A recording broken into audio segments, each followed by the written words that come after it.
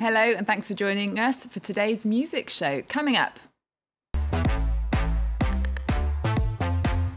we sit down with the French superstar DJ Martin Solveig, who talks about the evolution of house music.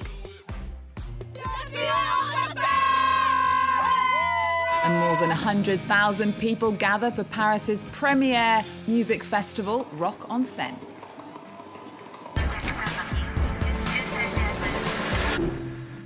Thanks for joining us. He's the French powerhouse DJ and producer responsible for some of the catchiest electro-pop anthems of the past 15 years. Whether he's tearing up Ibiza or whipping festival crowds into a frenzy, Martin Solveig's sets come with a good time guarantee. His latest single is All Stars. France 24's music critic Rochelle Harrison-Pless caught up with him at the family festival Lollapalooza, Paris.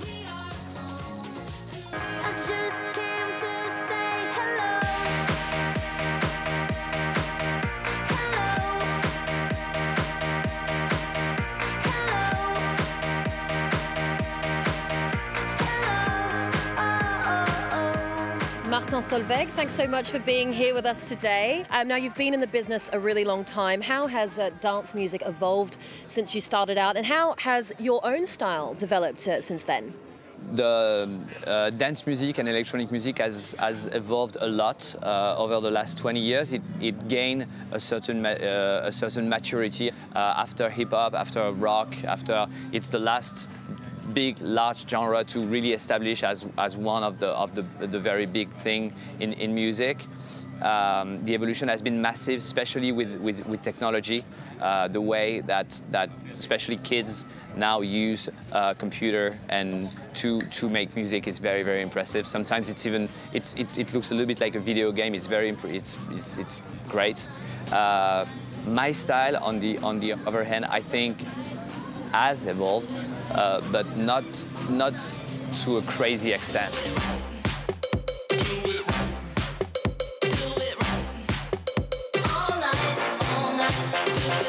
Now, you've said that D-Light's Groove is in the Heart. Groove is in the Heart. It was one of the first records you bought. Journalist, but also singer. You have to, voilà, it's rare. It's the first. Yeah, I guess it's pretty rare. What are some of your earliest musical memories? I have, of course, many early musical memories. One of them being, I think it's one of my first memory period.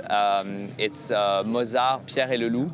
I don't know the English word for it. It's a classic sort of opera for kids that is very, very popular. It's like a story combined and everything, and I was getting this a lot when I was probably 3 or 4 years old, and maybe it was a sign that I was going to be a music person. As a child, you were in a choir and you also received classical training. Do you think that training gives you an edge over other DJs and producers? It certainly does when it comes to compose music, which is actually not the most important thing. The most important thing when you make music nowadays, it is more about the filter that you're going to apply to the sound and the sound sort of imprint of your music, because chords are always chords, vocals are always vocals, beats are always beats, you know, and everyone does that. But it's, as we say, la forme est plus importante que le fond dans la musique aujourd'hui. So the composition part is of course important, but then there is the whole production part, which is so important because that's what will make the sound. And actually, most of the kids, they say, oh, I like your sound. They don't say I like your music, they say I like your sound. Yourself and other DJs like David Guetta and Bob Sinclair, you're all part of this group. We hear the term very often, French touch. What does it mean exactly, French touch? So I'm always extremely confused about the term French touch. I remember the origin of it. The origin of it was clear to me because it was the time when Daft Punk emerged and they created a new sound, which was born in Paris and with fellow music producers and friends like Cassius and Phoenix and a few others.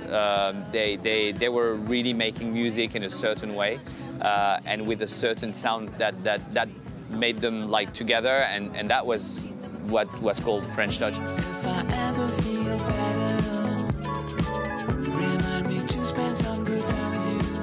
Now let's talk about your latest video for All Stars. It's quite a crazy, baffling concept. Can you explain what's going on there?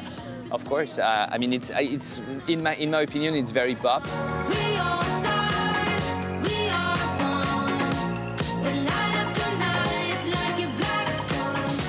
It's true also, I think I'm working with a lot of Parisian graphic designers, or directors, photographers, and I think we have this way of making pop things, which is always a little bit absurd, not always necessarily very first degree, sometimes ironic, and it corresponds very well I think to my music, or to the way I want to present myself.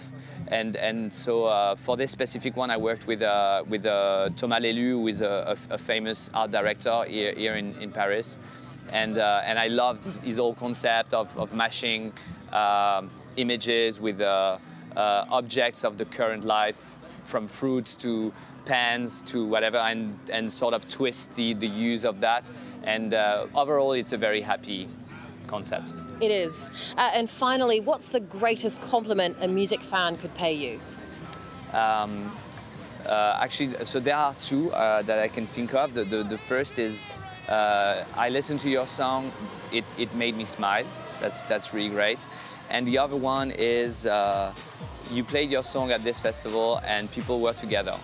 And because that's why I love to play, because it really puts people that are very so different, you know, all together for the time of a concert. It's really great. It unites people. Your music unites people and it makes them smile. It's true for all music, and I'm really glad to be a part of this. Okay. Well, Martin Solveig, thank you once again very much for your time today. Lovely to meet you. Thank you.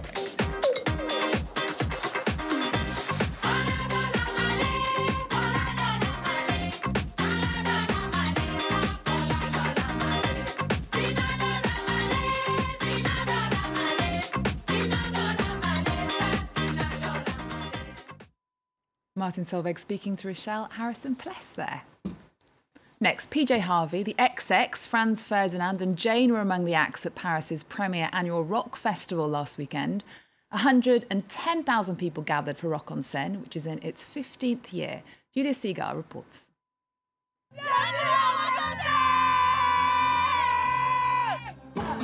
3 days of live performances under the Parisian sky.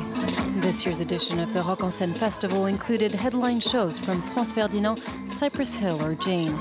A strong and diverse lineup to entertain all revelers. I think it's like a good mix of music, like a bit of punk and a bit of like rock and some indie stuff and that, so it's like a good crowd of people who just enjoy, so yeah.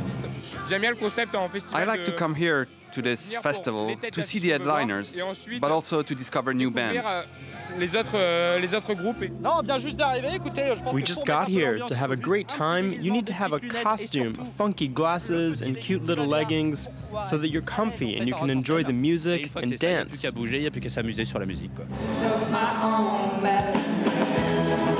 Some groups have almost become festival regulars, like DBFC, a French band that's playing here for the 2nd year in a row.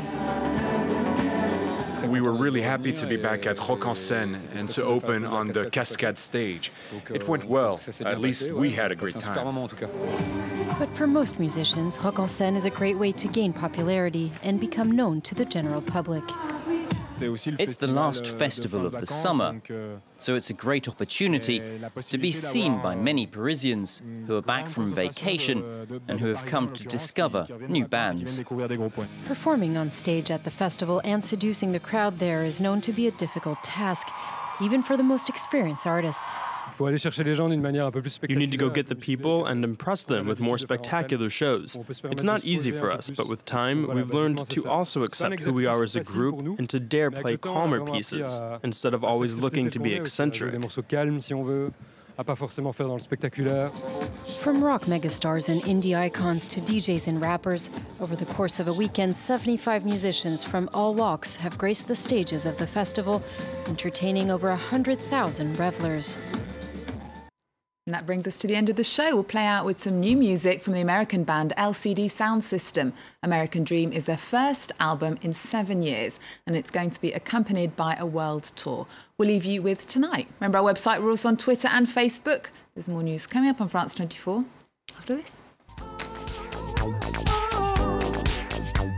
I'm offering you a chance to get even, but you know very well the dialect of negation. Should enemies haunt you with spit and derision, but friends are the ones who can put you in exile. But that's not right. Revisited, presented by Stuart Norval. Bali, Sarajevo, Havana. France 24 returned to the cities that made the headlines. The inhabitants, the living memory of their communities, tell us about their lives, what has changed, and what their lives are like today. Revisited, a remarkable series on France 24 and France24.com.